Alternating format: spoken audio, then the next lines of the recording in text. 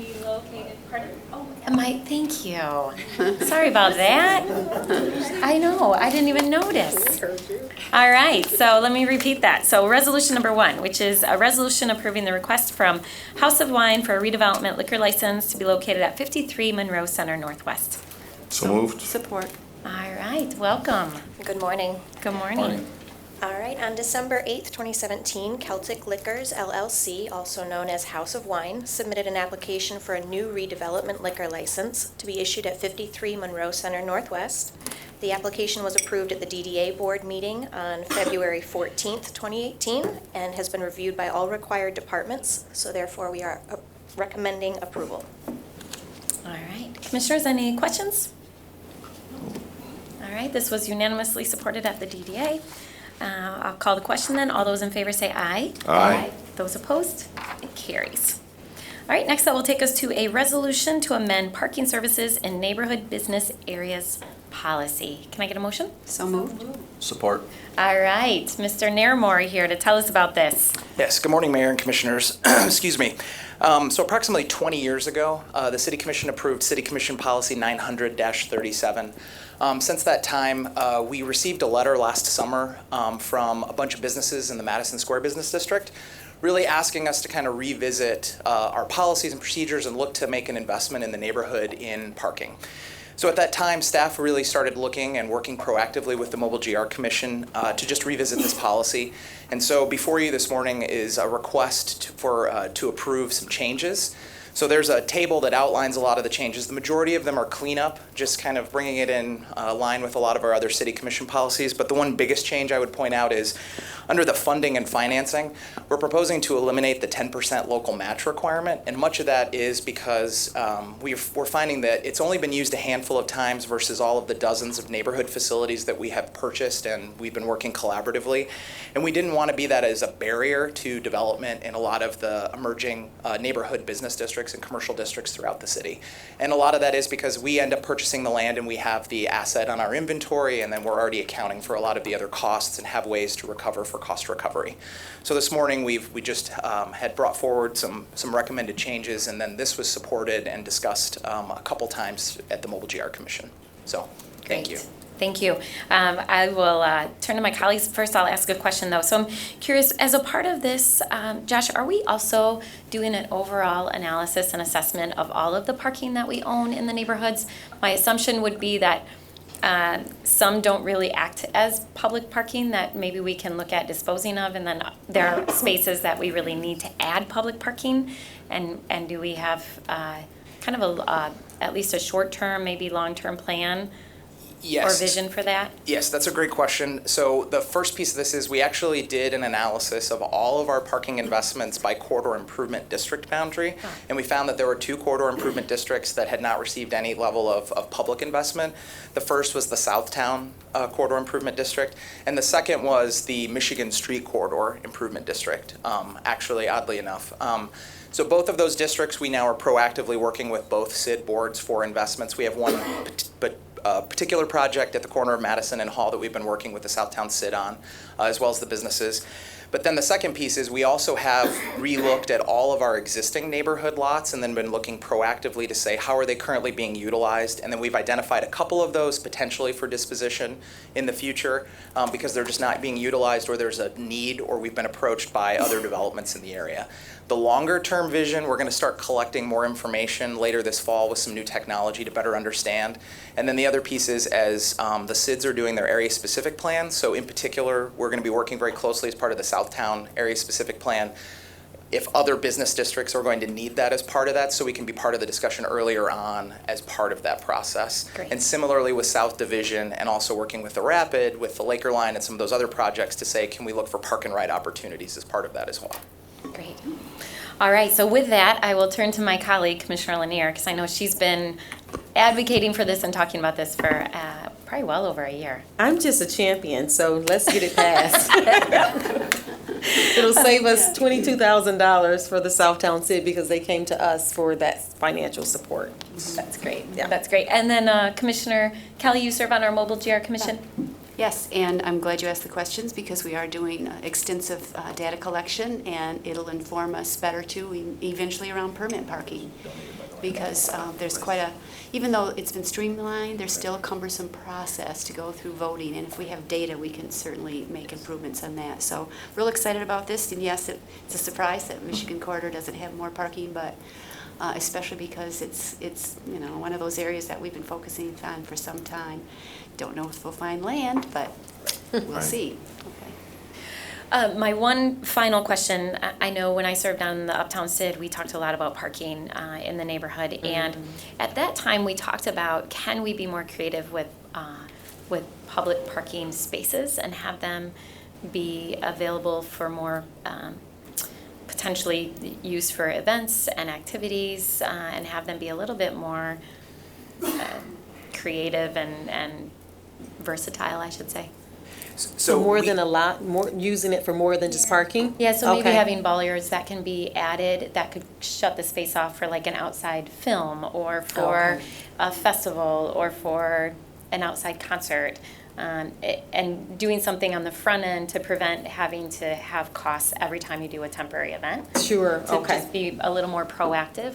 So we've been working with the Uptown CID because they're probably a little bit more interested in that right now, just because of where people are in the planning process. But the second piece of that is we're trying to work on a template for shared use parking agreements for some of the neighborhood business districts also, because if there's a church adjacent to a retail district, they're using it maybe in the evening and, on Sundays, whereas during the rest of the week, that could be a potential. So we're trying to work on a template that we can share with all the CIDs, so that if they want to do that, what does that look like? And, working with the city attorney's office and what a template would look like to be able to help them with that, so. Good. All right. All right, anything else, commissioners? Okay, we'll call the question. All those in favor say aye. Aye. Those opposed?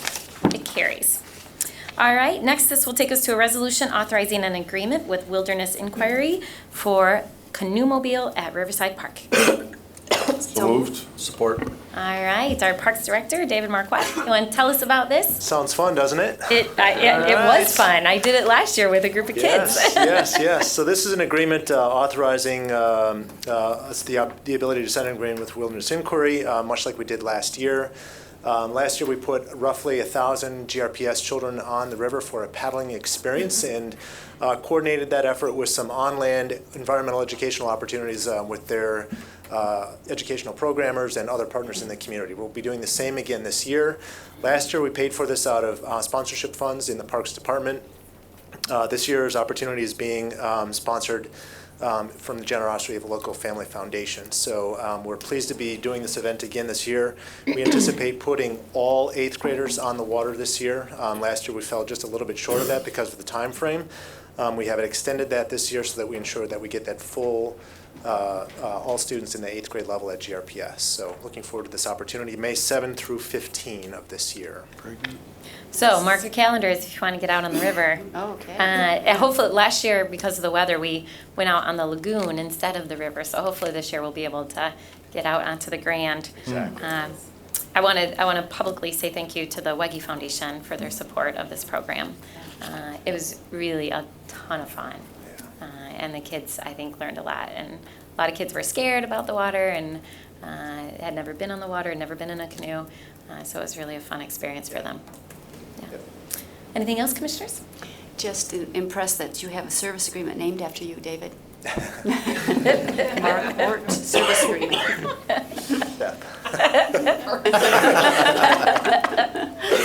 All right, all those in favor say aye. Aye. Those opposed, it carries. Thank you. All right, next that will take us to a resolution declaring the necessity of the Uptown Business Improvement District Special Assessment Role 8730. So moved. Support. All right, welcome. Morning. Good morning, Mayor, Commissioners. So what you have before you is a City Commission resolution declaring the necessity of the Uptown Business Improvement District Special Assessment Role number 8730. A public hearing was held at City Commission meeting on February 20th. And this is going into the 6th year of this bid being in existence. Similar as before, as you'll see in the plan, basically the F-19 request is going to keep the current special assessment district and rate will remain the same.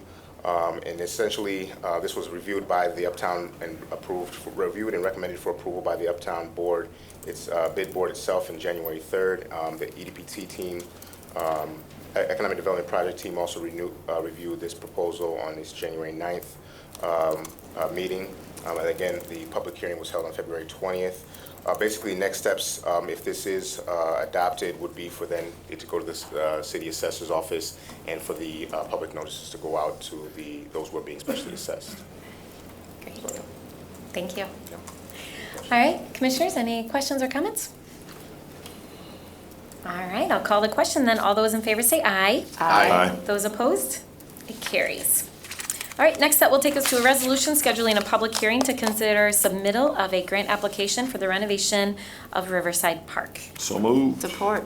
All right, David is back. Good morning again. So we are submitting another grant. We're submitting 2 grants to the Michigan Department of Natural Resources this year. The first one we've held a public hearing for already in Roberto Clemente Park. This one is for Riverside Park. The project work that we are doing at Riverside Park includes the installation of a new, what's called an easy launch, kayak launch and canoe launch. This makes paddling experiences more accessible for those with disabilities in our community, and was really one of several top priorities as a part of our recent strategic master plan. So we're excited to be moving forward with this work. This is about a $230,000 project. The grant request is for $150,000 to be matched by 25% millage funds. I think there's an important message here that I want to emphasize that I did earlier in CD today.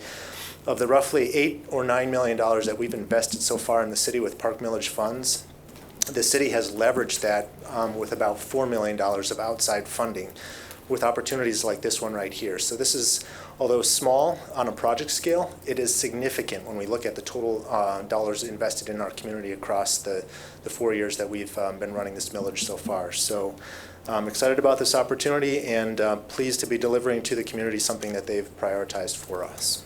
Great, thank you. I know these improvements have been on the list for quite some time, so it's good to see us move forward. Commissioners, any questions? Just a comment, Mayor, that certainly good to see these improvements at Riverside Park. That shelter and restroom facility has been in bad shape for a long time. There have been a couple of, those houses out there that are not very attractive. But I think the great news is the leverage that we are doing, and that we should really let the public know that as best we can, because it's their investment in the parks that have leveraged so much money. So we wouldn't have been able to do that otherwise to improve our parks. Yeah, excellent point. That brings me to the question, will this then replace the outhouses that are out there? Or will those still be there? Is this just for the restrooms at the pavilion? This is just for the restrooms at the pavilion, yep. So we are going to be embarking on a park master plan for Riverside Park this coming year, at which point we'll identify some larger and more significant improvements to the park following in 2019. Okay, hopefully permanent bathrooms instead of outhouses. Absolutely. Okay, Well, it says they will be upgraded with project, so we'll see what that means. yes. Hopefully. I'm glad we're removed. doing the ADA. Yeah. That's needed, so, Absolutely. yeah. Any other questions, commissioners? All right, all those in favor say aye. Aye. Those opposed? It carries. Thank you. And then, David, when will we find out about this grant and the Clemente Park grant? Grant notifications come back to the city in June of this year. Okay. And if we are awarded, the funding comes through in December of that same year. Okay. Yep. So potentially we could break ground on both these projects Next year. early next Spring. Okay. Yep, exactly. Okay, thank you. Yep.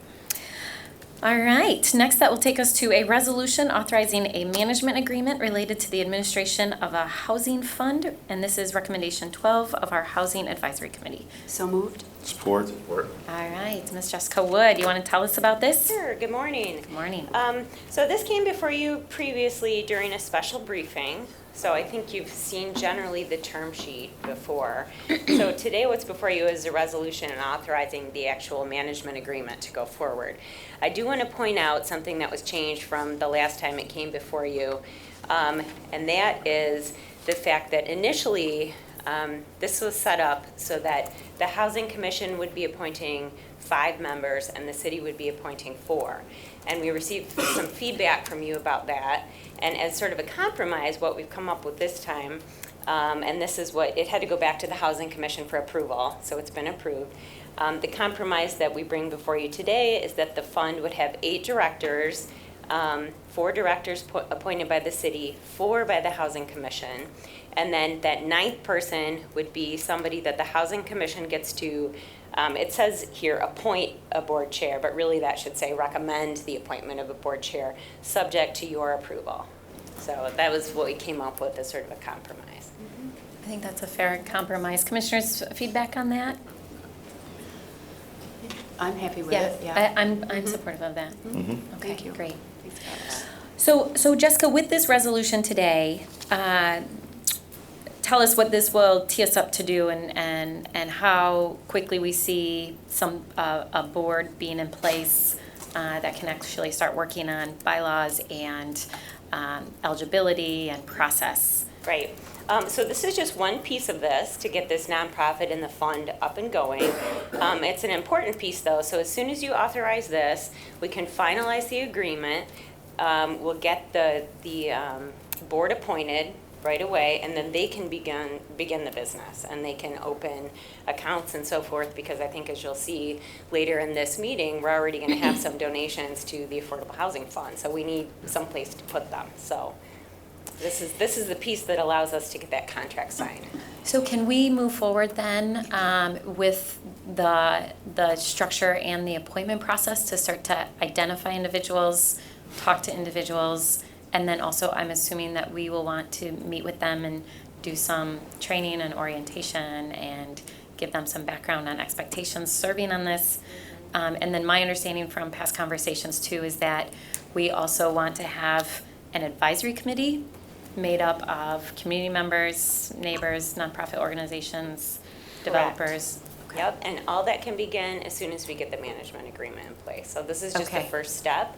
And then I would suggest that it's time to start thinking about who you want to appoint to this board. Okay. And then there will be a point person at the Housing Commission who will assist with organization and administration of this body that we can start to work with. Definitely. And Carlos is here, actually. I don't know if Oh, that would be Carlos, I didn't even Carlos. see you in the Yeah. back. You blended right in with staff. So I don't know if it's going to be Carlos or somebody that he delegates it to, Great. but there'll definitely be a contact there. Okay. Carlos, do you want to come up and share any other updates or information with us? And then we'll see if there are other questions.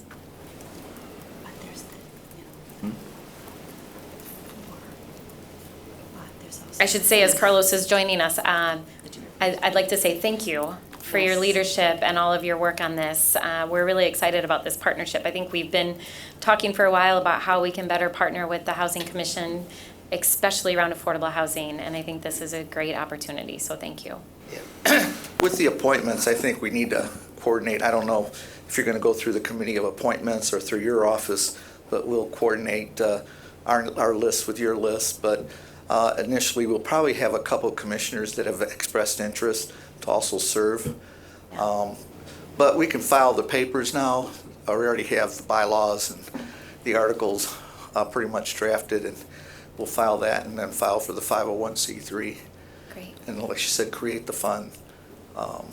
So we're in the process of doing all that.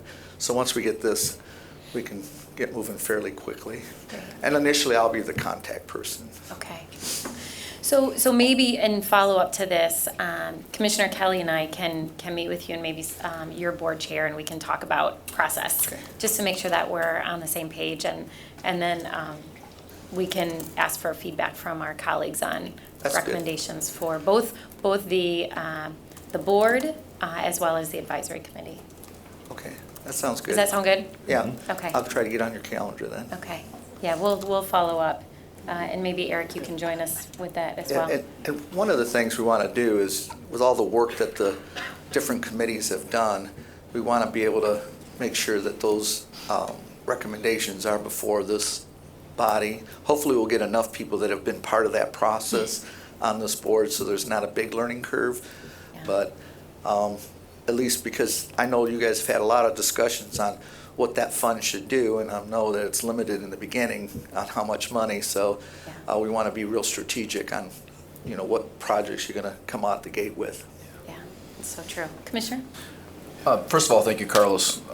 Adding another thing to your plate, I can't imagine. So kudos to you and to your board for supporting this. We really thank the cooperation. Commissioner O'Connor, who chaired the committee, isn't here, so I kind of feel obligated. One of the things that came out from the committee was the desire for there to be some representation actually on the board of folks who fit within the target area that would need affordable housing. I know that if you're a HUD-funded organization, you need to be a CHODO, a Community Housing Development Organization, which a certain percentage of your board has to be folks from that target area. So I applaud the idea of an advisory council, but sometimes advisory councils can just be rubber stamps if they're not, So I think we need to be very thoughtful, and I appreciate you mentioning that, Carlos, how we go about that selection.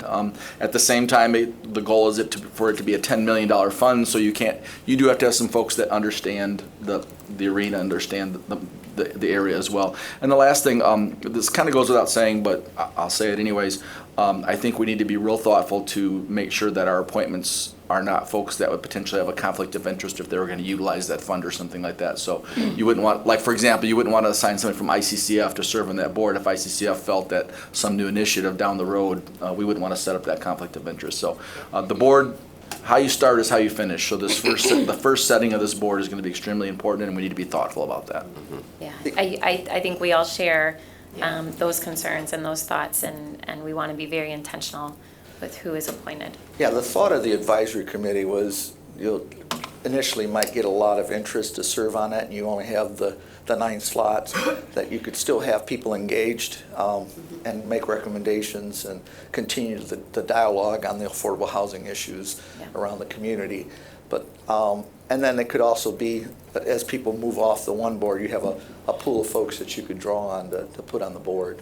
Yeah, and we had talked too about once this structure is in place and the board is in place, an advisory committee could take on other issues and really vet out additional conversations that have happened in the community. I mean, even going back to the great housing strategies, there's a lot of recommendations through that work that we haven't even touched yet. Right. That could really be a body of work that an advisory committee could start to go through and say, okay, here are additional initiatives we'd like to see move forward. Yeah. So I think there could be, in addition to giving input on the funds, the Affordable Housing Fund, it could be a body that takes on and advises not just this board and the Housing Commission board, but also the board making the decisions. Mm-hmm. All right, any other questions or comments? Well, I would just add that you are absolutely right, Mayor, and that the landscape changes too, because, the market changes and we've gone from foreclosure to boom, so there will always be opportunities to tweak and address current conditions and gather data to do it intelligently. Yeah, excellent point. All right, any final questions? Thank you, Carlos. Thank you. Thank you. Thank you. Thank you. Thank you. And please thank your board. Are any of your board members here? I think I saw any, but please thank your board members as well. Thank you. Thanks. All right, I'll call the question. All those in favor say aye. Aye. Those opposed? It carries. All right, commissioners, next will take us to a pilot request, and our next 5 items are for pilots. And then I didn't say this at the beginning of our meeting, but I'll let you know now. I think you all are aware we have an executive session right after Committee of the Whole. And this is on ongoing litigation, and we're going to meet for that in room 901, just right here. So we'll go through our items 7 through 11, and then we'll go right into executive session.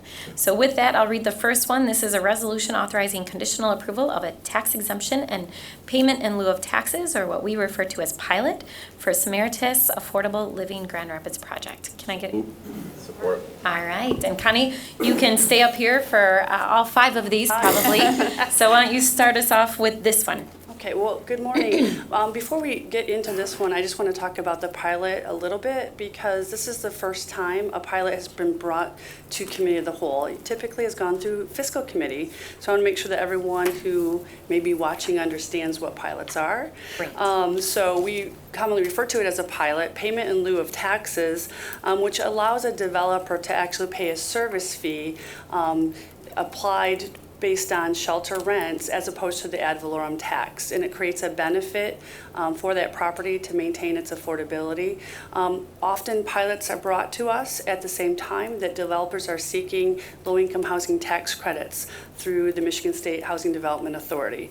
That allows them in the current qualified allocation plan allows them to get additional points in those applications. So the projects that you're going to consider today are projects that are applying through MSHDA for tax credits. They are actually competing with one another for those tax credits, and they're competing with other projects throughout the state. So your approval today is on the condition that they meet all the requirements and they secure the appropriate financing to actually receive a pilot.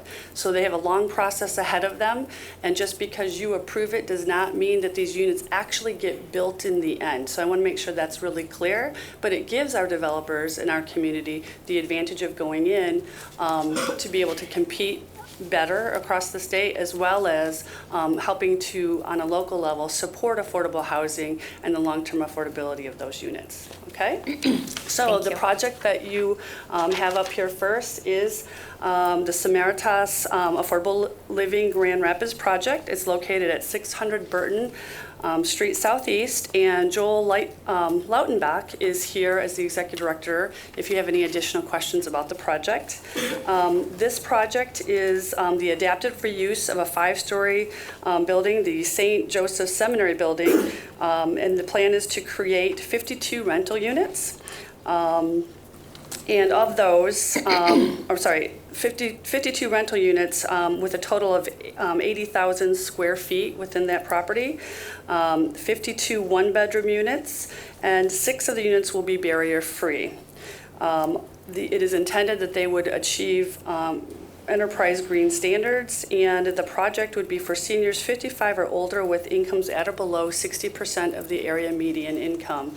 And there's a lot of discussion about how affordability works with that, and these projects always use the federal definitions of income eligibility at 60% or below. So this project in total, it's estimated to cost nearly $14 million. And again, they're seeking the tax credits and other financing. And our current ordinance, we are allowed, because of the ordinance change, the developer has an option of doing a 4% pilot or a 1% pilot with an additional fee or additional contribution that's applied to the Affordable Housing Fund that you just approved the Memorandum of Understanding with the Housing Commission, and that's a 2% contribution. So this developer has chosen option 2, and the total benefit that's anticipated would be $12,861. And of course, that's an estimate. If you have any questions for the developer, we can move on. Commissioner? Just a couple of comments. First of all, Samaritas did a really great job working with the community and the neighborhood associations, meeting with the neighbors. They had universal support from this. I received no negative feedback from any neighbor on this, and believe me, they would have if they didn't like it. This is the former Ellington Academy, so and the former Archdiocese before that, so it's nice to see this quickly transition potentially into affordable housing. I've looked at the market study. When you do a tax credit plan, you have to do a market study, and there's a tremendous need for housing for people of low income at 55 or older. So it's meeting a tremendous need. And just to put some numbers to what Connie said, without the pilot, the tax bill on this project would have been about $22,000 a year, and instead it's based on the revenue, so it's only $3,000 a year. And that difference is turned into support for affordable housing. So, and I really, really like the fact that the rent, and it's based on your ability to pay, is going to range from between $293 to $668 a month, and that includes utilities. So oftentimes, folks will come back to us and complain about, well, that's not really affordable. I would dare say somebody would have a hard time making a claim that this is not affordable. So again, kudos to Samaritas. This is a great project, and pilot is a key. The payment in lieu of taxes is a key factor for getting these funded through the application that they will submit for the state. So. Thank you for pointing that out.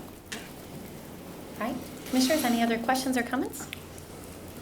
Commissioner? Just a note of gratitude to Samaritas. You did a great job with senior housing. I visited some this weekend for a birthday party for somebody turning 90, who I'm sure you know. But again, I think the other thing about these numbers that's so striking is to better understand the enormous cost in being able to pull something like this off. 24 units and $14 million. It's, it's a long-term affordability, which is what we're after. But I think people just have to understand that this is something that clearly we need the support of our state and federal government to manage and to bring in this kind of housing that is so needed. Yeah. Thanks, Commissioner. All right, any other questions or comments? Okay, I'll call the question. All those in favor say aye. Aye. Those opposed? It carries. All right, next up will take us to a resolution authorizing conditional approval of tax exemption and payment in lieu of taxes for the Franklin Apartments project. So moved. Support? Support. All right, so Connie, you want to tell us about this? Yes, this project is located at 347 Franklin, and the developer is Dwelling Place, so a local developer. And it will have 23,000 square foot, three-story apartment building. It's on the northeast corner of, the northeast corner of Franklin and Granville, and it will have 24 affordable units, 11 two-bedroom and 13 three-bedroom units. Nice. Have community space, and the property management office will be located there as well. And they will be pursuing LEED Silver certification. Yeah. Wow, that's hard to say fast. And this will also serve residents at or below 60% of the area median income.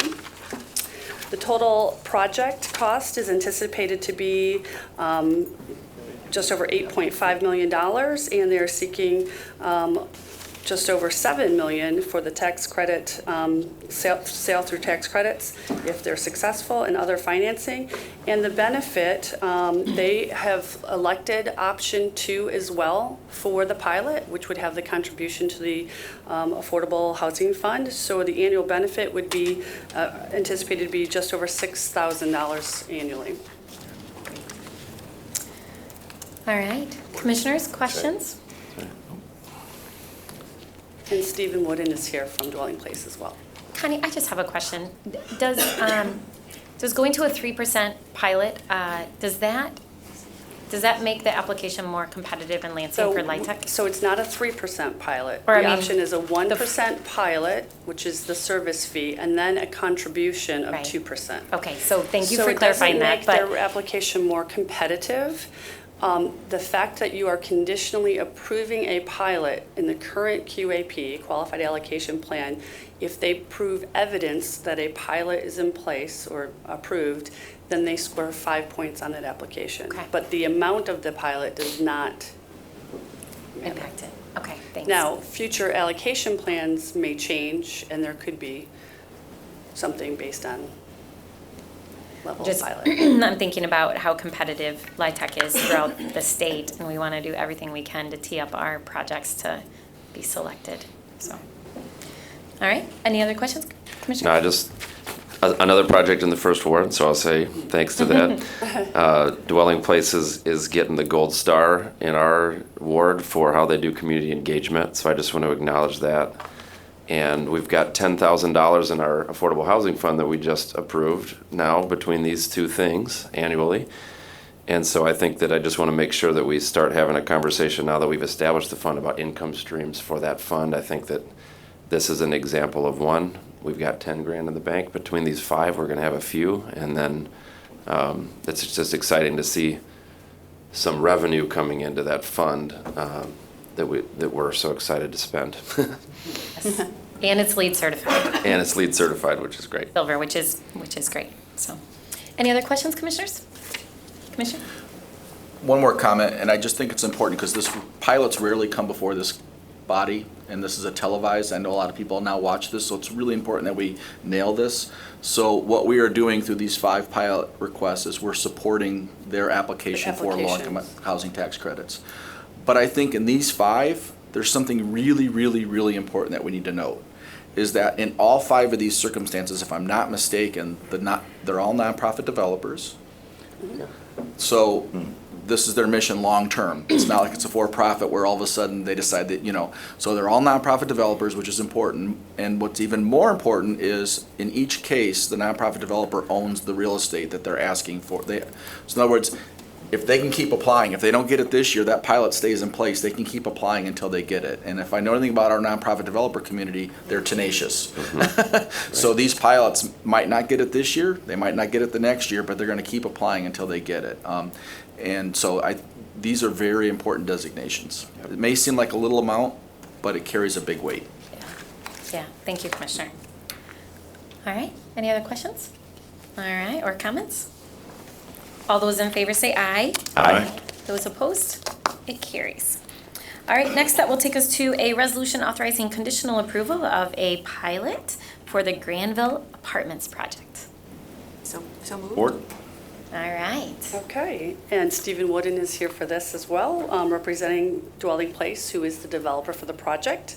This is located at 652 Granville Avenue Southwest. It's near the southeast corner of Granville and Graham. The project will include 24 affordable units, 11 two-bedroom and 13 three-bedroom units. It'll have community space and the property management office there as well. There will be 4,680 square feet of commercial space, and they are seeking LEED certification on this project as well. Again, it's at or below 60% of the area median income. The total project estimated cost is just over $9 million, and they are seeking capital contributions through the tax credit program of nearly $8 million. And this developer also chose option number 2, which would provide the 2% payment contribution to the Affordable Housing Fund, and the benefit on an annual basis would be approximately $6,386. Great, thank you. Another great project. Commissioners, any questions, comments? All right, all those in favor say aye. Aye. Those opposed? It carries. All right, next that will take us to a resolution authorizing conditional approval of another pilot for 1330 Plainfield Avenue Northeast. So moved. Support. All right. Last one. No, there's one more Oh, you're right, I'm so sorry. at the Street Square after this. Oh, sorry about that. Okay, so I have to tell you that this one, there has been changes since it was posted publicly in terms of the unit composition. The resolution does not change in any way. But this is a project brought to you by PS Equities Incorporated, and Garrett Seibert is here today if you have any questions. But it's on the good side of what the changes are. It's more units and more affordable units, so that's good. The project is located at 1330 Plainfield Avenue Northeast, and they are looking to create do demolition of an existing office building and new construction of a four-story building that will create 63 units of senior living rather than the 47 that was in the original memo. And it will be comprised of 48 affordable rental units, 19 one-bedroom and 29 two-bedroom, and 15 market rate units as opposed to 19. Those will be 5 one-bedroom and 7 two-bedroom units. There's a number of amenities that will be included into the property, and 5 of the units will be barrier-free, and there will be community space available for residents as well. 48 rental units, 48 rental units will be available to seniors with households at or below the area median income of 60%, and there will be 3 townhomes that are market rate. So it's some changes to what was on this memo, but again, the resolution does not change, and it would be conditioned upon appropriate financing for the tax credits.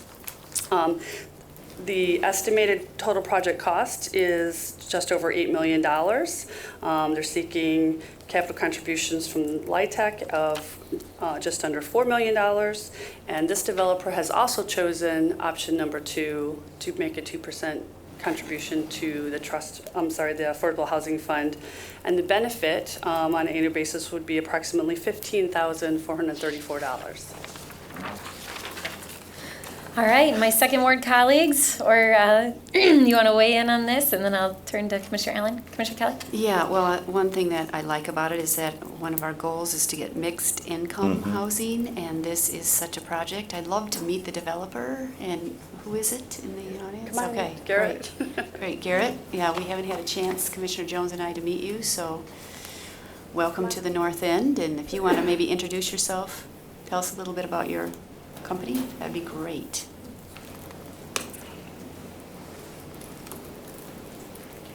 Mayor, Commissioners. So my name is Garrett Seibert. My dad and I have been, well, mainly my dad's been doing affordable housing for over 30 years. Over the past 15, primarily just senior. Some recent projects over in Spring Lake. We have one in Wayland, which is 65 units. Byron Center and Knapp Street. So we've got quite a few in the city, but I'm kind of leading this project, and the changes that we've kind of added in the unit size number of units was basically after meeting with the Planning Commission and some of the neighborhood associations. It just kind of came down to it's a pretty difficult site. You probably see in the site plan, not only the shape of the property is very odd, it's got a lot of topography, and we just kind of came together and just decided that it's best to let's go for a PRD versus trying to do under the standard zoning under TBA, and really come up with what was the absolute best development for this property. And so everybody kind of agreed, and I think it'll open up more flexibility for the input from the neighbors and working together just to really come up with the best possible project. But overall, everybody seems very supportive. So we think it's going to be a really good fit for the neighborhood. Okay. Well, thank you. We appreciate your meeting with the neighborhood association and the businesses and working with us, and welcome to the neighborhood. They've all been really great to work with so far. So great. Okay, what project do you have on Knapp Street? I'm just curious. It's Hidden Creek. That one actually is no longer affordable, but that was affordable at one time. It was, I don't remember exactly. That was a little bit before my time. They've owned that for a long time. But yeah, recently we just did the one in Spring Lake. We just finished that and just got it leased up. And then one in St. John's. They're all senior, 55 and older. So. Thank you. Commissioner Allen? Just because I know Jim Howe will come back tonight and correct me, I missed this one. This is not a nonprofit. I misspoke when I said they were all nonprofits. A really, really nice for-profit. So I just want to preemptively say that. So, are you related to Aaron Seibert? I am. Yep, that's my older brother. Okay, so Aaron I've worked with for over 20 years. He used to work for what is now Sinair, and they have a long history of working in the area of affordable housing, low house tax credits. So we could have full confidence that this will be done well. I know Aaron quite well. Yeah, Sonera CDFI. Yeah. We're happy to have. All right, any other questions? I just want to make mention of the fact that, like my colleague Commissioner Kelly, happy that we have more affordable housing, but I think also in our effort to be an age-friendly community, and aging in place, this is definitely a plus. So thank you. Yeah, you're welcome. Thank you very much. Thank you. Thanks a lot. All right, with that, we will call the question. All those in favor say aye. Aye. Those opposed? It carries.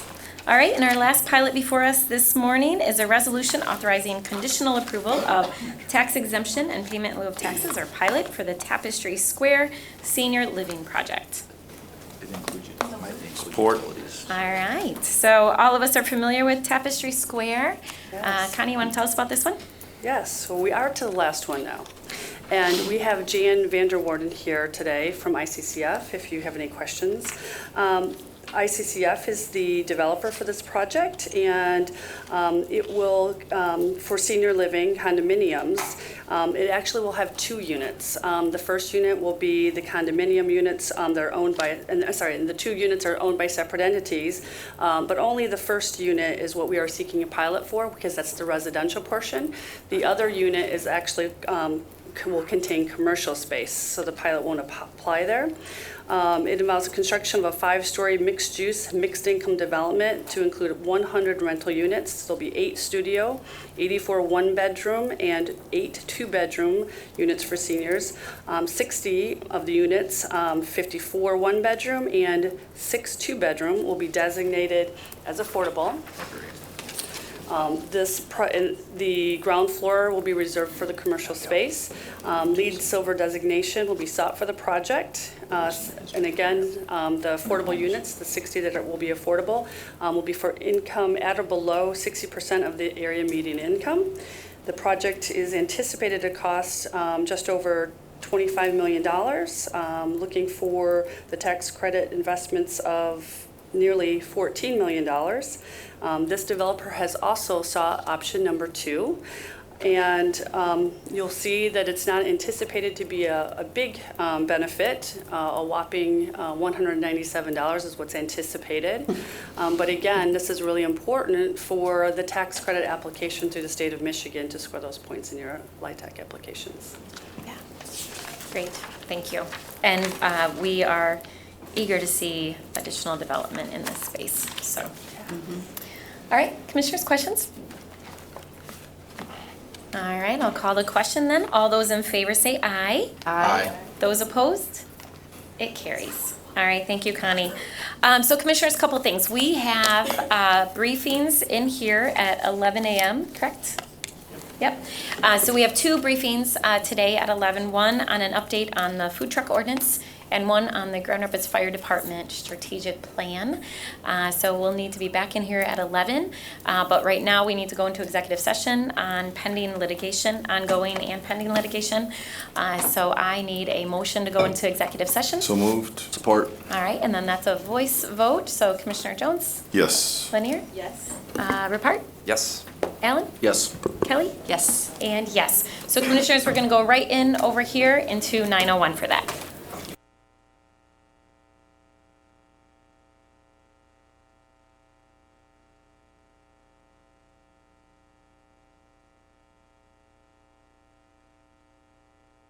Welcome back, everyone. So we have 2 briefings before us today. One is an update on the food truck ordinance. So Commissioner Ripart, I think you're the only one that wasn't around this table when we decided this. So when we passed the food truck ordinance, we indicated that it would be a pilot and that we would not only implement the ordinance, but also spend time assessing the impact and looking at not just the impact it had, but overall effectiveness of the ordinance, and that we would have a 1-year review, which is today. And then after that, we will turn to our fire chief there in the back to talk about the fire department strategic plan. So we'll get started. Andy Guy is here from DGRI, and he has been actively involved in this process, as well as a number of city staff. I don't think everyone's, oh, there's Jessica. I couldn't see you behind the monitor. And so if you want to kick this off, and then it looks like we have a couple of our other partners who've been engaged, and we will just turn it to you. Okay, good afternoon, or I guess it's still morning. The reason this is before you right now is because the pilot mobile food truck ordinance requires us to come back and report to you, give an annual report on how things are going. So this is not an action item, it's just to let you know the issues that have arisen. Of course, you've seen it once before and made some amendments to it already. So this is just a dialogue, and of course, Andy's the best one to do that. So he can answer any questions that you have. Thanks. Good morning, All right, Mayor, welcome. Commissioners. The fire department brought cookies, so I'm standing in between you and those, and we'll keep this short. I've been getting a lot of cracks about having a food truck out front to support this presentation. And I promise we'll get there at some point here with this, so kind of brief. So thanks, Jessica, for the intro. Just a little bit of some history on this. Why we started looking at food trucks in the first place in the city of Grand Rapids. We got very interested in it in downtown, particularly as a way to bring some more activity and energy to our public parks and spaces where folks just wanted a few more reasons to hang out. As we started taking a closer look at it, talking to more stakeholders and partner groups, we quickly learned that there's also an economic development component to this. It's a good way to promote entrepreneurship and other opportunities to start a business. Not everybody can go start the $300,000, $400,000, $500,000 restaurant, but getting into a food truck is a little more affordable if you're trying to build a culinary concept. So there is this small business development and expansion piece to it. Before you all adopted this pilot ordinance, food trucks were essentially not able to operate on public property outside of special events. They were primarily relegated to private property spaces that has its own complications with it, but the main goal here was to permit food trucks on public property and in the public right-of-way. That ordinance did that. We ultimately ended up approving all industrial areas in the city with 24-hour service to serve some of the working workforce. There's about, I think, 9 city parks now that are eligible for food truck use. It's everything from bigger, more regional parks like Riverside to neighborhood parks like Cherry Street Park. And then in downtown, we now have about 17 locations designated. Some are not in play right now just because of various things, whether it's changes coming to Lion Street Park or construction around the Gillette Bridge and things like that. We've just kind of held some of those spaces back while we figure that out. Another goal was to streamline the business licensing. I can talk more about that a little bit in a minute. 2 things that we really didn't have in place before for food trucks was really a strong public safety regimen and making sure that these trucks are safe to operate, and then really a clear definition of what vendor responsibilities are. What do you do about noise and trash and things like that? So those are some things that we outlined in there. And then, of course, the 2-year evaluation period. The ordinance calls on us to come back and chat with you after year 1 and year 2. And the ordinance expires without action at the end of the 2 years. So it's probably a conversation that we'll have at another time. Partnership. There's been a lot of folks working on this. Of course, the original ordinance, pilot ordinance, was based on a lot of conversation with stakeholders, various interest groups and things like that. After the adoption of it, it's really been a collaborative effort between Downtown Grand Rapids, Inc., the Grand Rapids Food Truck Association, the Chamber, and about 7 different city departments. We've had good representation from Parks, Planning. The Fire Department usually doesn't bring this many folks to the meeting, but they have been a very good partner with us in this. Special events, the Clerk's Office, Mobile GR, as well as Jessica and the City Attorney's Office. So good conversation around those tables. One thing that the ordinance also required us to do was develop an assessment tool. How do we define success?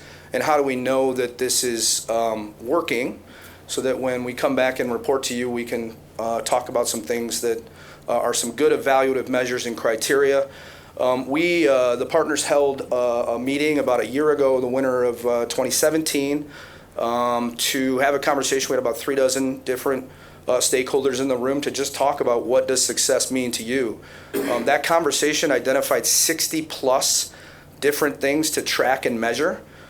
Some you'll see this is kind of just a word cloud of these various ideas. Some are a little difficult to measure, like a definitive regional culinary style that speaks to that ambition of growing a vibrant food culture here. And some things are a little bit easier to measure, such as complaints and how active our public spaces and things are like that. We're not going to go through all 60 measures today. Not all of them are easily measurable, but we're going to walk just through a few key objectives and some measurements this morning. So again, a key objective, promoting business opportunity. In fiscal year 2017, we had about 24 trucks licensed. In fiscal year 18, we're up to 41. Again, this data isn't perfect right now because we started in the middle of fiscal years, and I think we'll have a little bit more standardized data when we're up here with you next year, but that's some good progress there. And one thing we also do is survey the food truck community and all the trucks that are operating in the city of Grand Rapids, and you'll see that on the bottom there, 48% of the trucks report being open more often, and 30% of the food truck community operating in the city reports more customers and more sales. So those are good indicators. Another way we measure how much activity food trucks are doing in the city is meters reserved on the street. Went from 63 to 214 in fiscal year 18. One thing I'll mention there, and Jessica kind of touched on some of the adjustments that you made, In June 2017, we, in an effort to make this more cost-effective for business owners, brought another option to the curbside. You can either reserve a meter for the day, or if it's open in an opportunity area, you can pull up and use it. A little bit of feedback we got on that is that we made that change in the middle of the summer food truck season when a lot of trucks had already had their plan and their strategy and business set for the summer. So probably didn't utilize it as much as we might have expected, but that's one number that we're going to be watching to see how it changes this summer now that they've had the time to plan for that and utilize that. Promoting business opportunities, again, bricks and mortar churn. One thing we heard was some concern about the effect this would have with our bricks and mortar businesses. So we've been tracking since the adoption and enactment of the ordinance what's happening in that space. These numbers are in the downtown area. 29 new restaurants, things like New Holland Brewing, Savognard, things like that. 19 restaurants have transitioned. Like Flanagan's, they went from one owner to another. They might have changed concepts like Mazzo from Trey Cugini. And then we've tracked about 7 restaurants that have closed for some reason or another. So there's pretty good churn there, and I think that's a pretty good rate of business growth in the bricks and mortar space as well. Another objective, activating parks and public spaces. One measure that we're tracking is the number of food truck hours in city parks. And this is non-special event stuff, things that were enabled by the ordinance that you passed. So 52 hours in fiscal year 2017 to 420 in FY18. That's a pretty significant jump. I think a lot of that has to do with some events that were pulled together in Riverside Park, which was a heavily utilized park in the first year. The other thing that we're tracking, and this is just 2017 as a calendar year, is 3,125 total food truck hours in the public realm. So that's trucks in the park, trucks at a curbside, things like that. So we'll have a 2018 number to compare that with next year. I mentioned the objective of protecting public safety. Just some city departmental data here. The fire department conducted 9 workshops with a total of 50 participants across those workshops. That's a space where the fire department and food truck operators will collaborate around safety inspections on the truck, identify any issues, and then that's a step to take to ultimately gain your permit with the clerk's office. They've inspected about 43 trucks. And one thing that I'd also mention here, and this is something that Brennan voiced while we were going through some of this stuff, just the importance of these proactive inspections. Again, something that we didn't used to do. A truck could have been operating at a special event or something without such a rigorous inspection. There have been a few instances where fire has been able to get on a truck and through that inspection identify some issues that are really into a preventative space. So, hey, your propane tank is, probably past useful life expectancy. Have you thought about switching that out? Things like that. So this is a place where we've gotten into a proactive stance on that stuff. 0 citations, 0 incidents in the city of Grand Rapids, and 11 complaints. Those complaints are through the fire department and primarily 311. And they relate to things like, a call about, is this truck operating in a zone? Does this truck have a license? There was, some issues with cleanliness after an event or two. So there's nothing major there. And one thing I would also mention, just jumping back to citations and incidents, I want to commend the fire department particularly for being very much, in my opinion, a teaching organization on this issue. I don't think they've been out there wanting to write out tickets and punish business owners. It's been very much collaborative in that area, and the fire department helping small business owners identify any issues that might be there and help them out. So, and I think the Food Truck Association would agree with that perspective as well. Clear, fair, and predictable regulation. This is something we're continuing to work on, but just kind of accounting here of what it looks like to get your food truck permitted and regulated in the city of Grand Rapids, what it costs to operate in a park or mobile GR. Another thing we're looking at is speed of approval. Fire department offers quarterly trainings for now. Parks is very quick to permit somebody in a qualified city park, as is mobile GR. Clerk, 7 days. I think it's a great number. I also think it's a little high. I was looking at the data, and there's a handful of incidents that took in an inordinate amount of time to get permitted, and it usually had to do with somebody not having all their paperwork together, or they needed another inspection or something like that. So I think the departments are very quick to get businesses that are already approved and out in the community. Andy, Yeah. can you go back to that slide? Yep. And I should remember this, but I don't. And I'll just turn to our city clerk. Is the 317 for the initial year, and then is the renewal annually less than that? Typically? Okay. Okay, so this is that first time. And then Parks is not annual, so that's one time for Parks. Yeah, that's one instance in a park. And one instance for Fire. Yep. That's not annual, so it's just okay, thank you. I think if there's one area that has been an issue for the food truck community, it's the timing of the permitting through the clerk's office, and that when it happens with your your fiscal year, it happens right in the middle of food truck season. Yeah. And I think it was an issue to start because it was a new thing, but we've continued to hear that if there was a better way to time that for the business owners, I think they would be appreciative of it. I think they also understand that you all do things on the fiscal year, and that's how it works. So, but it remains a point of conversation around the table. It's good feedback. We have been talking about that. Okay. And then what's next? So we're about to kick off summer food truck season here. We will continue the field evaluation. There's a handful of things that we're actively looking at around sort of the policy work group table. One idea is this thought of reciprocity. Is there a way that we can work with neighboring communities that have a similar, particularly public safety regimen as we do, to allow those licenses happen in different communities?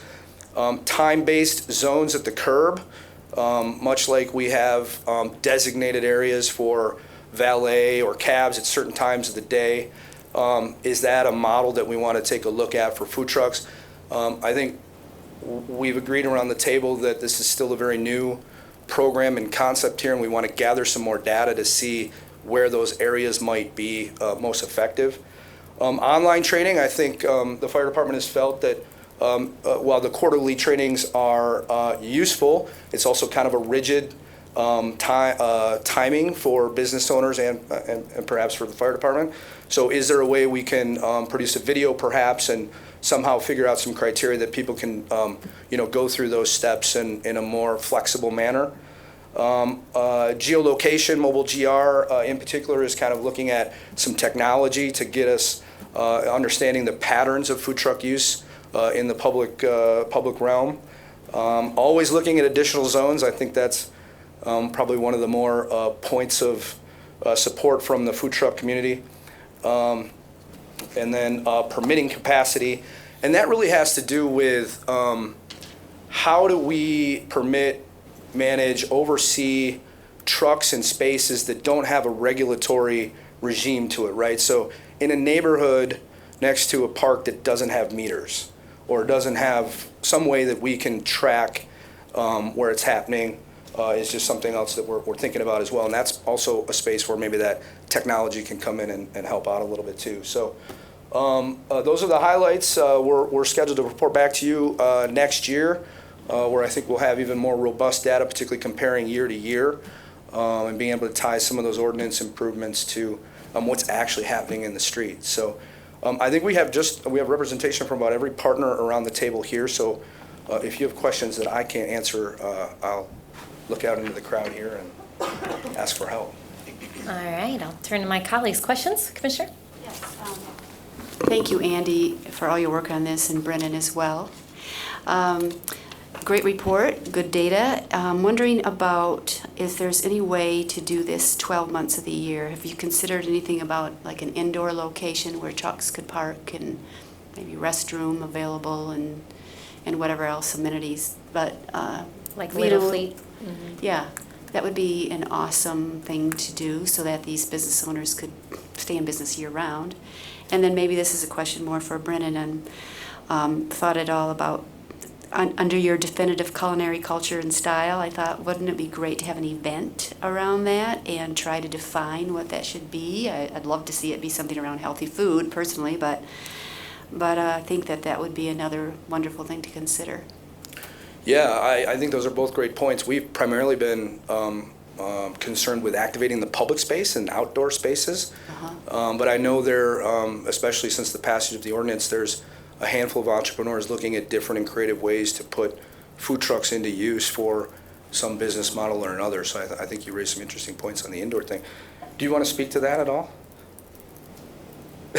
Not really. Okay.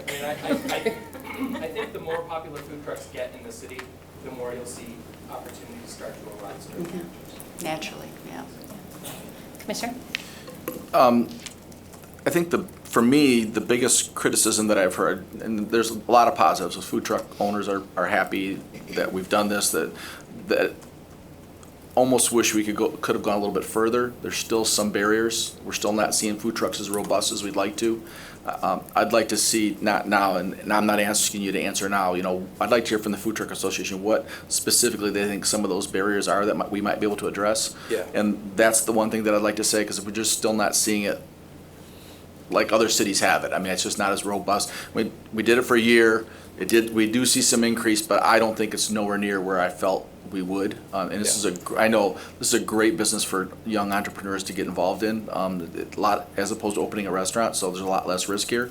And then the other thing is the number one complaint that I heard though was, not to put anybody on the spot, but was problems with parking on meters and things like that and costs. And Josh, I don't know if you've addressed those things or you've specifically, but that's the number one request. I mean, I even so far has had some food truck operators tell me I'm operating in Kentwood and Wyoming more because they're easier to work with than Grand Rapids, and that's not something I like to hear.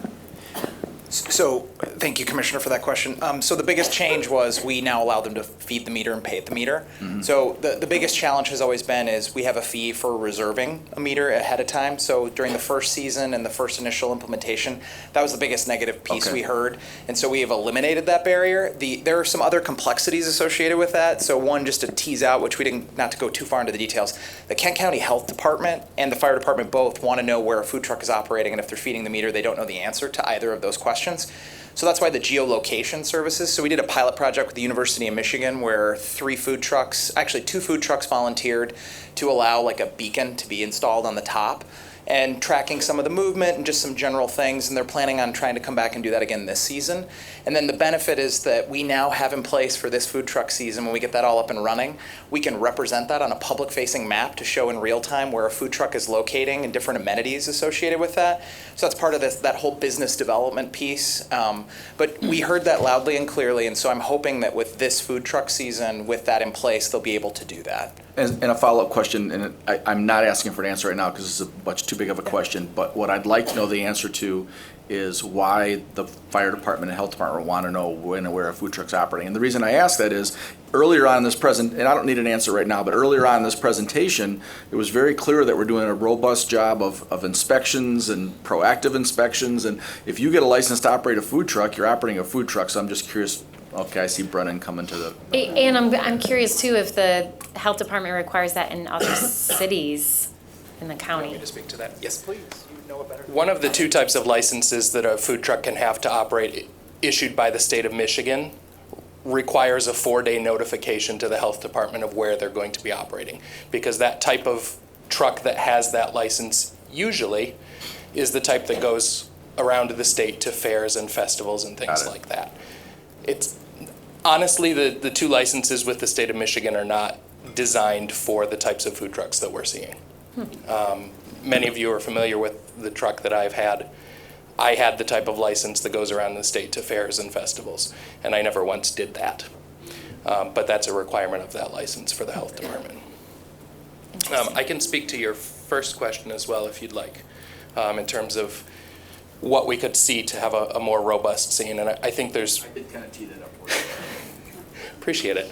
I think there's two primary areas that we can see some improvement with that. When you look at a lot of other cities that have very vibrant food truck scenes, there's a lot more freedom in where the trucks can operate. Now, I know that we've added zones as needed, and you guys have been great about soliciting input from the food truck owners on where those could be. Personally, I would love to see a situation where there are not zones, and we can operate wherever we've determined that there is a high enough concentration of customers. So I think that would be probably my ideal next step. And I'm speaking not only as a food truck owner, but now as a private citizen as I'm preparing to sell my truck. The second area actually is not quite as relative to this particular ordinance, but it involves the use of trucks on private property. Food truck owners get a lot of calls from businesses saying, hey, we'd love to have a truck come out and park outside of our business for our employees, big office buildings, things like that. And with the current restrictions on private property, we aren't able to do that because of the requirement for a special land use permit, the time involved with that. So it would be great to see some kind of system where, as long as we have permission from that property owner to operate there, we would have the freedom to do that. And Mayor, on that last issue, I know of several people that instead of hiring a catering company, wanted to hire a food truck to come outside its kitschy, it's for a wedding, and couldn't because they couldn't get the permit to operate at their home or on those kind of things. So Have we talked about just eliminating that? Why? I mean, I feel like we're in a different time and place than we were when we initially. Yeah, and we've had conversations about this in the past. It's really an issue that the planning department and commission has to take up with the way special land uses are regulated. So it's just an issue that's on their plate that I don't think they've had time or capacity to get to at this point. Can't even remember the logic for doing it with a special land use. Because that was several years ago, if I remember. Eric, can you write that down? Let's follow up on that. Thank you. You know, I have one other question. There's been a lot of conversation, and Andy, you know this probably better than most, about reactivating and the redevelopment plan for Calder Plaza. Yep. And recently I was in conversations with a few folks asking about, can we do something more as a seasonal temporary installation on Calder that wouldn't just be there for a couple hours on 1 or 2 days, but really re-envision Calder and have, you know, maybe from the spring to the fall, some kind of temporary / permanent installation to get people to see what it could be. Yes. And how it could be activated, and obviously food trucks is a part of that. Yeah. Have we had any additional conversations about that? So there's quite a robust conversation happening right now.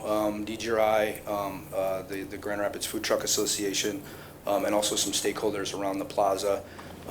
Definitely bringing back the Truck and Tuesdays event, which is going to happen.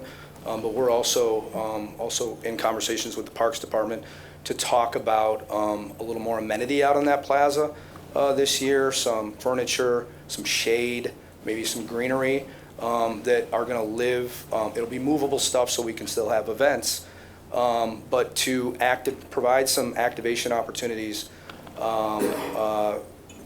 more than just for a lunch period 1 day a week is our hope. We're also looking at some programming opportunities, probably not as robust as what we've done at Relax at Rosa on Thursdays, but you know, looking for those opportunities, and we're in conversations with food trucks right now to see if their interest potentially stretches beyond one lunch hour or even dinner service in the evenings if it's paired with the right type of programming. So a lot of conversation. We hope to have some stuff out, I think, by late spring or certainly the summer.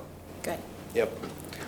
Glad to hear that. If I could jump back to Commissioner Allen's question real quick, I agree with everything that Brennan said. I would also add that I think we also just have a young program and industry here that's going to take some time to grow. I think the certainty that the ordinance has brought to some of this is very important. We're hearing more and more about new trucks or entrepreneurs in the pipeline, so I think it's just going to take some time to let this grow a little bit. And one thing that I would just flag that's going to be important the next time we're up here is that this ordinance expires without your action in August of 2019. Next year. So that's right at the end of a food truck season that if you're running a business or thinking about starting up a business, you're going to start looking at that date as a little bit of a question mark about what's going to happen. So I think we want to maybe get a little bit ahead of that and provide some certainty to the business owners that this program, what's going to happen with this program. Thanks for that reminder, Andy. And commissioners, what I'll recommend then is that we revisit this in the spring, probably about this time next year, March of next year, and then we can look at the ordinance earlier than August. Yeah, so our legal counsel here is maybe correcting me on that date, so I think we'll go back and look at that and understand when exactly that happens. It might be sooner than that, so we'll maybe think about that and make some recommendations. I think it might be 18. Yeah, we should, let's find out for sure the date on that and then get it before the body 3 or 4 months before. Okay, I'll rely on Jessica to follow up on that. Yep. Okay. Commissioners, any final questions or comments? All right. Thank you all. Thank you. Thanks for the report. Appreciate it. And can we get this electronically as well? Yes, Okay. and I have verbatim comments from the food truck community to Commissioner Allen's question about barriers and things like that, and we'll just summarize that a little bit so you can see exactly what the comments are. Great. Thank Thanks. you. All right, right on time, 57 seconds over for our next briefing, which is by our police department, their fiscal year 19 through 21. Oh, I'm sorry, fire department. Strategic plan, thank you. And while the team comes up and the chief comes up, I'm gonna echo what Andy Guy said about what a great partner the fire department has been with the food trucks and food truck ordinance. I know all of us have probably heard positive feedback, and I know Bill Smith was a big part of that, so we would just want to say thanks.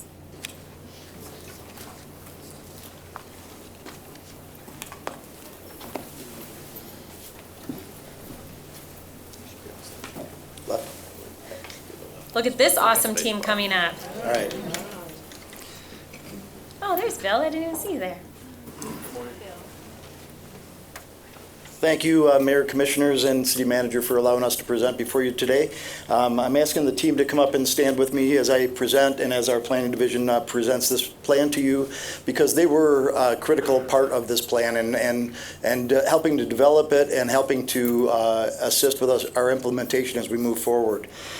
So I would like to start by saying that this is our third strategic plan. Our first one was initiated back in 2011, and that one was our first blush at strategic planning, and it was driven during an environment that you'll all remember was a little bit chaotic, and that plan was more or less just kind of a check-the-box kind of plan, and it didn't really get a whole lot of upward mobility. It tended to kind of sit on the shelf a little bit. Our second plan that we implemented started the planning phase in 2015. Implementation was 2016, and that's the current plan that we're operating under. That strategic plan definitely had a lot more momentum behind it. It had a lot more buy-in. There was a lot more inclusivity of a team behind it. And that plan itself, we have been working and developing. And I can report that we've accomplished 57% of the tasks in that plan, and that we currently have 23% more that are in process.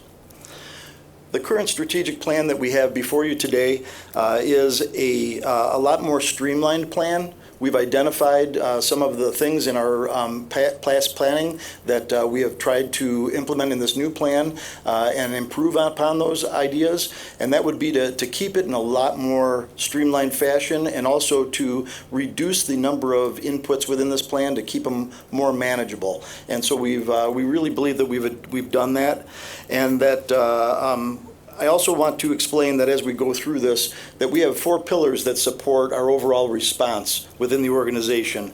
Those pillars are training, prevention, wellness, and support. And so as we look at this plan, you'll see that those pillars and the response that we do within the city are those main areas that we kind of concentrate on. I want to reemphasize that even though I am reporting on this plan, that the team behind me and many more individuals that aren't here today, there was 35 in total that assisted us, and they were from every single rank of the organization, from the rank of firefighter all the way up through myself, that had a very, very in-depth planning process that assisted us to get to where we're at today.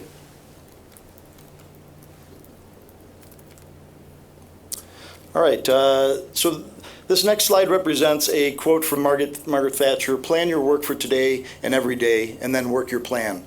We have been doing that, and we have been attempting to make this plan more manageable. It's a 3-year plan, and we feel that based on the fact that you have to spend almost 1 year creating a new plan, you really end up kind of working the plan and creating a new plan in that last year. And so it's a manageable period of time for us. It's one that sets realistic goals for us and allows us to be able to measure those. Moving forward, a strategic plan in general helps us to set priorities, to work towards common goals, and to form agreement around outcomes. And that's very beneficial to us. Effective strategic planning articulates not only where an organization is going, but also it takes into effect the actions needed to make progress, and then it also determines whether you're successful. So you're able to look at that plan and really determine how successful you're being by using those measures that are holding you accountable.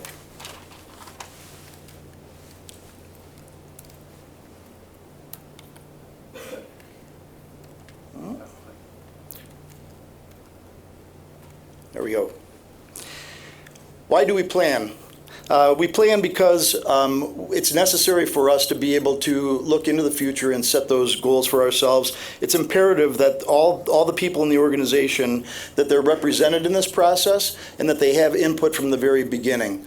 By doing that, allowing people to really help to control their own destiny and set direction for the organization, it's a way that we are able to achieve really good buy-in, and it sets a very good trajectory for us as we move forward. And then this slide represents our planning cycle. So I'd like to point out that you can see where the red arrow is. That's July of last year that we started creating this plan. It's a very detailed planning cycle. This is the second time that we've used this planning cycle, and it has worked very well for us. We have fine-tuned a couple things within it, but we feel that this is something we definitely will use as we plan in the future. Starting in July, taking us each month, divided into quarters, gives us very manageable and direct action items that we have to accomplish in order to get where we are now.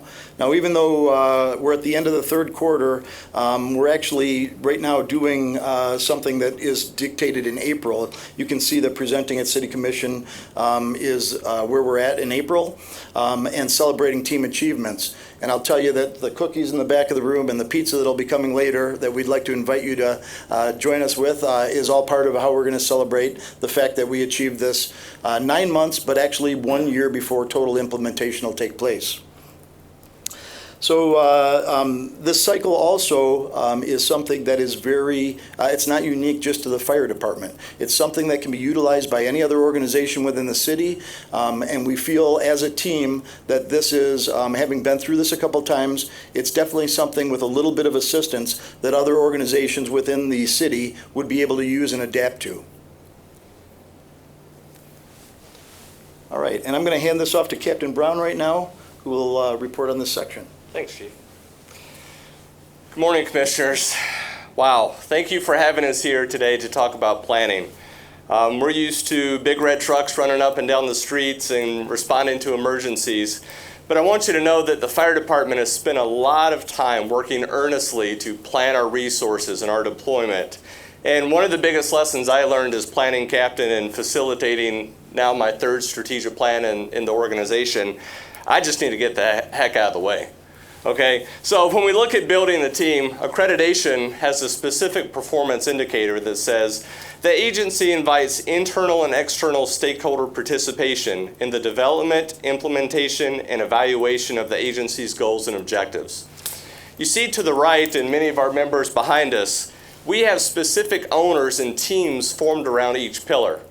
Myself and Scott in the planning division and the chief, we're merely there to facilitate. These owners truly took the lead in their areas, and there's a lot of passion that's gone into here. And it's a big commitment when we ask people to step up to be on the strategic planning team. This isn't something we take lightly. This is a multi-year commitment, and I'm just really happy that we have really a full roster of people here. We have to start out by listening to our membership, and we accomplished that through an internal survey. We had about 54, a little over half of the organization participate in this survey, and it's voluntary. We do not make it mandatory. We've done that in the past, and the results really didn't assist us in getting where we needed to be. So we offer it. If you want to take it, we're more than happy to evaluate your input. I would like to say the other thing we learned from last session to this planning session is I'm not a survey writer, and neither is the planning division. So we reached out to Meyer Corporate Headquarters, and they have some employees, a team of employees that looks at customer surveys. And so they were kind enough to lend us an hour or two of their time, go through our survey and make sure we didn't have any leading questions, make sure we built off the previous survey, and make sure that the data we got back was actually usable. We don't want to ask a question just to ask it. We actually want to use the data. So it was very helpful. One of the first things we did after we got data from our internal stakeholders was we reached out to agencies that we work with on a frequent basis. This was AMR, Dispatch, Life EMS, the Water Department. So it's city departments, but we also went private sector as well. We held a brief luncheon, about 2 hours, and once we got done with our lunch, we ran them through a series of questions and utilized an affinity diagram to gather input from all the stakeholders, sort it out, and really skim the answers off the top. And what we asked them was, what are we doing well at? What do we need to do better at? And what do we need to do differently? And that really provided us with a good outlook of what they felt about the Grand Rapids Fire Department. And I have to say, many of the agencies were taken aback that we were so open and transparent and humble enough to ask for their input, and we used that as well. But that's what makes us a great organization. We then turned to the community, and we had neighborhood associations, business associations, and a lot of different community organizations present. And the trends, once again, for good, better, and different were resounding. And this was information that showed up in the agency luncheon and the community luncheon and truly impacted the final product. So at this point, we had 4 to 5 months of work into this process, and we held our all-day marathon workshop. And I can tell you, at the end of the day, we were all pretty fried. It's a lot of brain power, a lot of heated discussions, and you can see the agenda on the left-hand side. And I just want to walk you very quickly through the system that we utilized. So once we received the introduction by the chief on strategic planning, we went through SOAR, which is a different version of SWOT. It's an environmental scan. So once we had that, we went through values, mission, and vision statements. You have to start at the macro level and really have that true north defined before you can get granular and have goals, tasks, and objectives. After lunch, the pillars worked very closely to identify their desired outcome for their pillar, what obstacles were standing in their way, and then they developed strategies, goals, and reported out. We did have a few guests that day. We had the Kalamazoo Department of Public Safety, and their new chief and assistant chief showed up as well, and they're going to be employing a similar process down in Kalamazoo.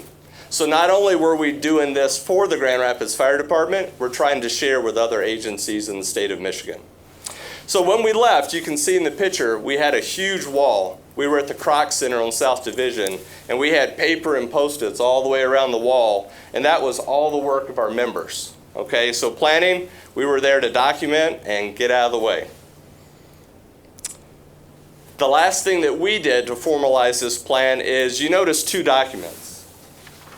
The one-page strategic plan, and then we have an associated, what we call an operational plan. This is more tactics. This is how you put these big, high strategies that you really don't know how to get traction on. This is how we're going to do them. And we've broken them down with simple Gantt charts. We have owners, we have the quarters they're going to be doing it, and this provides a way for the plan to actually be implemented. This is a living and breathing document. It does not sit on a shelf, and we're pretty happy with the results up to this point. So I'd like to turn it back over to the chief to talk about our mission and vision statements. Thank you. So through this process, we determined that our mission, which was established back in 2011 originally, needed to be brushed up a little bit. It was a little bit lengthy. It did not necessarily exactly meet what the current membership felt was identified who we were and what we were doing. And so you can see right here in front of you that the Grand Rapids Fire Department values people by saving lives, protecting property, and responding to the needs of the community.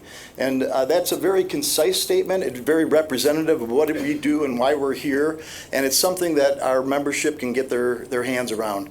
We're re-emphasizing this mission statement in many different ways. Not only do we try to address this in our morning meetings and how we tie things back into what the mission of the organization is on a regular basis, but across the whole department, in every single station house, the individual station captains are trying to determine where the best location for this statement, big and bold, within their organization is going to be located. We see a good spot for this being around our MDI boards at the station, but also possibly on the apparatus doors, on the backside of the doors. As they pull out of the department every single morning, they see that as it's rolling up in front of them. So those are some potential areas. The mission itself is something that we are proud about how we came around this. It took a very, very long time. It wasn't something easy to bang out, and we literally struggled over every single word within this and the vision statement that I'm going to share with you right now.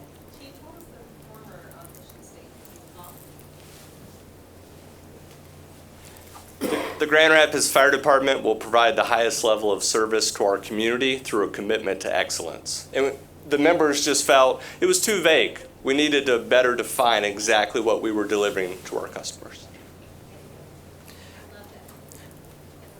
In the mission statement, people are the paramount. They're front and center. And I'll tell you honestly, and I've told this to all of my people, I did not necessarily in my past necessarily buy into a mission statement for the organization. We had one, it was located in the budget, and that was the only place it was. It wasn't made important, and I'll tell you honestly that through going through this process, this is very important to me now. And it's very important to the people that were part of the process, and it's going to be very important to the organization as a whole. So there's going to be a very dynamic change in the way we look at that from this point going forward, and I feel that everybody will have that in the forefront.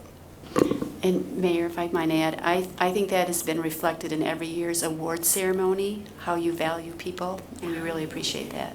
Thank you.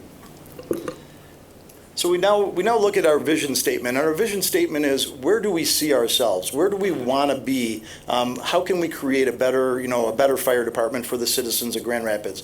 And we know that a vision statement can't just sit static on the shelf. It needs to be looked at, and probably right around our 3 years of our planning process is a good time to look at that and see whether there's something else out there that we need to try and achieve.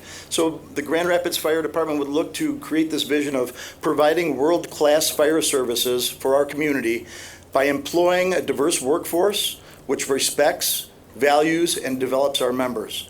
We really feel that we're attempting to achieve this by our accreditation process. We're attempting to achieve this through the succession planning that we're doing within the organization and valuing our members. And so there's a lot of different areas that we can kind of tie back into this vision statement itself.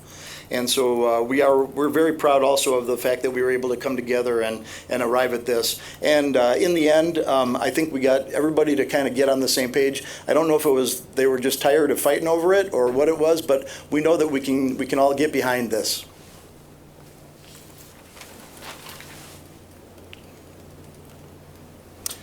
All right, and then this slide represents that the overall strategy of the plan itself. So you see at the top we have our mission, vision, and values listed, but at the very top of each one of these, the response, training, prevention, wellness, and support pillars, we have our desired outcome. So as Captain Brown said, this is the real high-level kind of view. It's our desired outcome of what's going to happen over the next 3-year period of time. And then we have strategies assigned to each one of those pillars, and it's how do we achieve that strategy, or how do we set that strategy for each year? And then within the operational plan, that gets into a lot more detail. That's the task-oriented level of how we actually achieve the strategy that's in the strategic plan. And so I want to give a shout out to Michael Curtis individually. Michael's standing at the very back of the row there. And Michael is a very valuable member of our team, but was critical in designing this very simple look at this plan and how it kind of impacts us visually. And so the representative symbols, the coloring, all that stuff is something that makes this a very concise and appropriate document that's easy to read and allows for that. So we thank him for that. All right, now I'm going to turn this over to Lieutenant Gray to take us through policy deployment. Good morning, everyone. Good morning. I'd like to thank you for allowing us to present today. So I'm going to talk a little bit about policy deployment. And this is how we take our strategic vision and turn it into an operational reality. And our system, excuse me, is called Managing for Daily Improvement, or MDI. And what we want to do is make sure that the work we're doing every day aligns with our strategic goals and targets that we've set for ourselves. So how do we go about doing that? Well, Managing for Daily Improvement works on a lot of different levels. We have daily team huddles where we have communication amongst all the team members about what they've learned, what work activities going on, and what help they need. So all of our employees get a chance to share what they've learned the day prior or the week prior. We talk about workflow for the day, and we also talk about what kind of help our employees need. So firefighters are not really good at asking for help, so we try to make it really easy for them to do that by just putting questions on the wall. Do you need help? You have some new recruits there? A couple. So every day we also conduct a department-wide Skype meeting online, and that allows everyone in the department to get on the same page for the day, talk about logistics, talk about what they might need to get their jobs done, and just further that communication between our people on the streets and the administrative staff.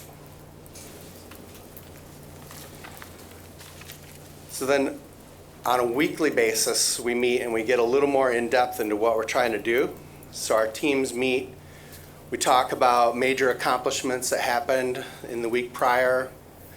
We try to get everyone to share one big learning that they had that week, because we don't want to just have everyone in their little silo working alone. Right. It's all about a team. This is also an opportunity to make sure that our work for that week aligns with our strategic goals. So everyone has to explicitly state how that work is going to move the needle on our operational plan. These huddles then lead into our Managing for Daily Improvement walk that we do every Monday morning. So these walks give the fire chief an opportunity to ask questions of the pillar owners and program managers. So in addition to all the pillar owners, you'll have program managers such as the EMS department, information technology, budget. And these walks also give those owners and managers a way to communicate what they've been doing and what resources they need to keep their projects moving forward. So we're always looking at providing that support to our staff. In addition to those Monday meetings, we do monthly command staff meetings where we talk about the operational plan a little bit more. So a lot of these owners are our battalion chiefs and deputy chiefs. This gives them a chance to get a little more in-depth with the operational plan, where they've had success, and again, what they need to keep the plan moving forward. So, any questions about that? All right, I'm going to turn it back over to Chief Lehman. All All right, so this is our last slide, and I'd like to say, when we say why do we plan, we do that for our own people, for our members, to try and make them better and to try and make us better as an organization. But ultimately, it's for those that we serve that we do this. And by making ourselves better, we turn out a better product at the end of the day for the people that we're serving.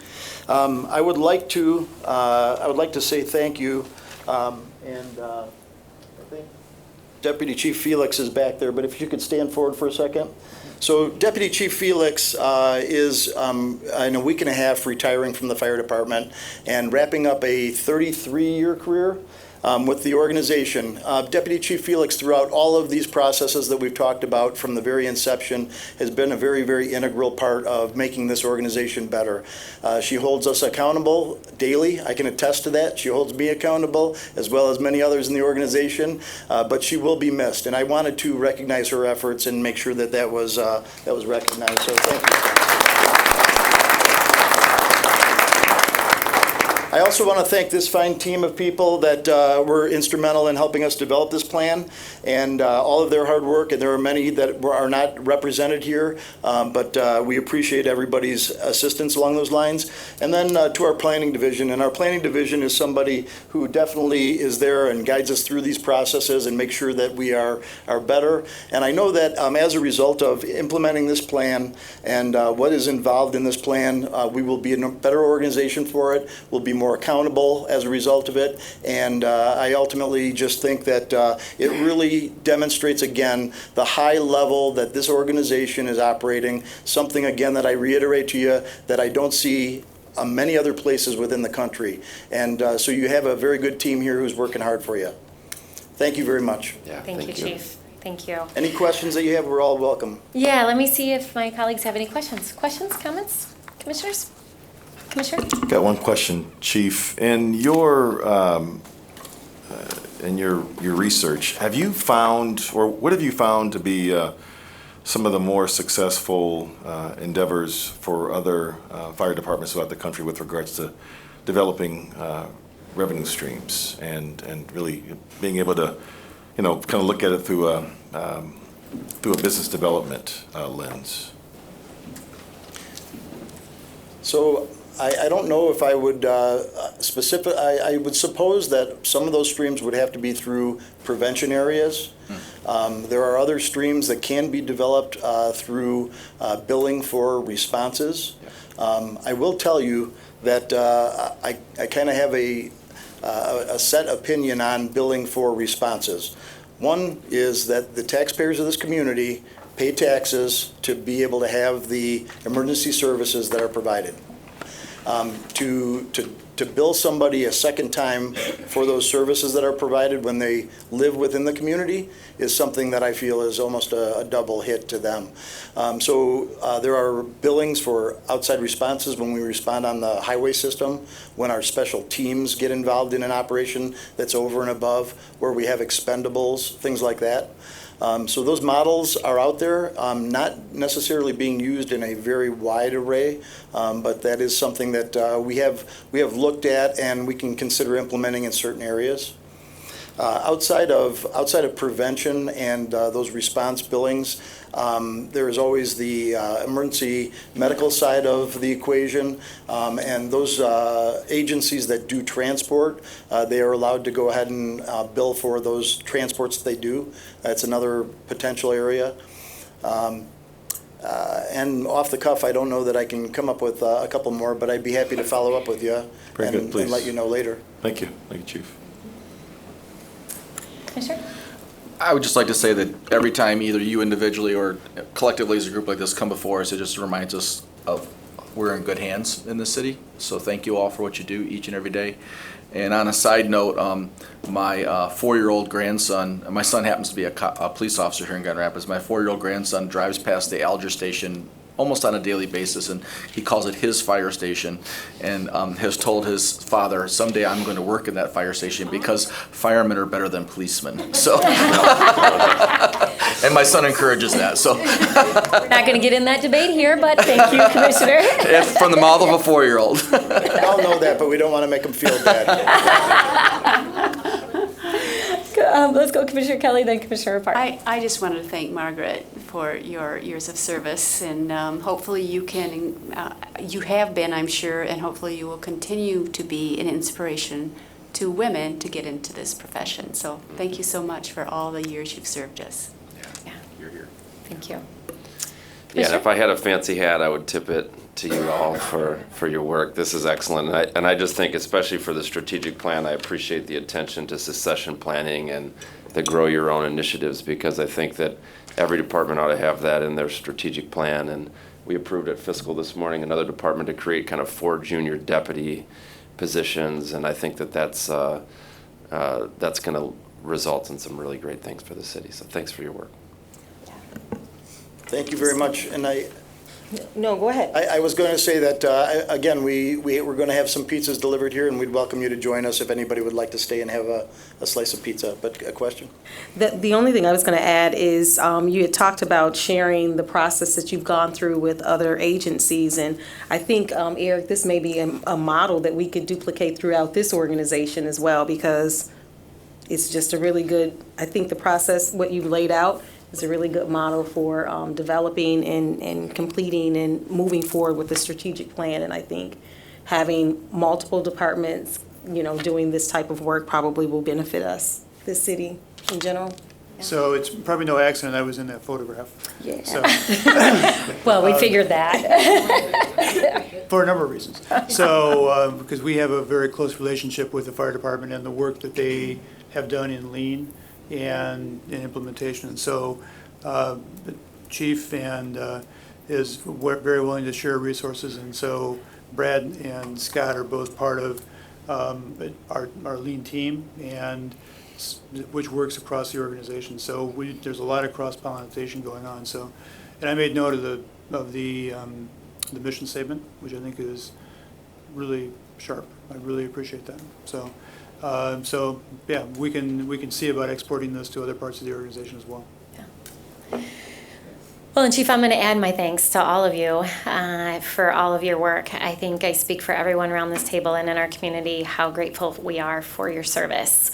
I know myself and my colleagues, we often rave about our department and the quality of service that we have, but also that we're accredited, and we know that we are one of the few in the country accredited, and we're really proud of that, and that took a lot of work, and we thank you for that. And then obviously the work that went into this plan, but also you are clearly a model for the rest of the city on how to do community engagement and to do it well and to incorporate feedback into your mission. And then I also want to say thanks for always stepping up when we have ideas, but also when there's an issue in the community. And you've done that with prevention. You've done that with responding to individuals who overdose. You've done that with sitting around the table as we work on complex issues in our community. So I just want to say thank you. And then also I think the presentation we heard prior to this is really a testament to your commitment, but also your culture of coming alongside the community and being a partner and not stepping into a space like food trucks with a hammer, but stepping in as partners with the joint shared commitment to making sure that people are safe. So again, I just want to say thank you for all of your work and for this presentation today. So thank you. Thank you very much. Thanks. And you guys look great. And you look great. Someone should get a picture. So thank you. Thank you. All right, with that, we are adjourned, Commissioners. So reminder that our meeting tonight is a commission night out. So city staff will be there at 6 p.m. with tables. If you want to arrive early, you are welcome to. Our meeting will start at 7 p.m. and we're hoping to see a lot of community members out. So with that, we are adjourned.